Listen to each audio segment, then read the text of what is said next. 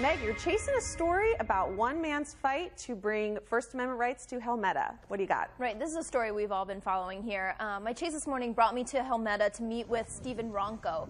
He's the resident who taped the police officer in town who said he doesn't have to follow the Constitution because President Obama doesn't follow the Constitution. My First and Fourth Amendment rights were violated. You know what, I really don't even care about that because Obama has decimated the friggin' Constitution. So I don't give a damn because if he doesn't follow the Constitution, we don't have to. Well, the Helmetta Town Council held a meeting last night to discuss an ordinance that would ban unauthorized taping of a public official in a public building, such as a municipal building, and Stevens was there at that meeting. Established in Chapter 43 of the Code of the Borough of Helmetta, entitled Taking of Photographs and Video Inside Public Buildings. But the council was not answering any questions. I met Stephen in front of the Helmetta animal shelter. Why? Because that's where this drama all began. Stephen had adopted a dog from the shelter that he says within 2 days the dog was so unhealthy he had to spend about $4,000 in medical bills to treat his animal. She had 4 different types of parasites. She was anemic. She had to have a blood transfusion. And the same goes for her mother and also all her siblings that we've been in touch with.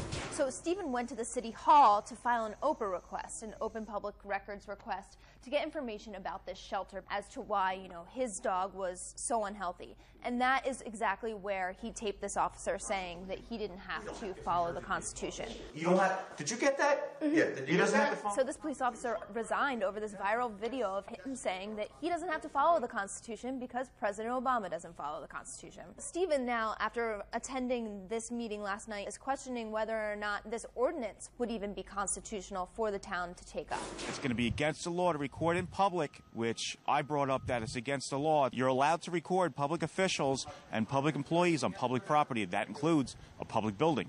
How did they respond to you?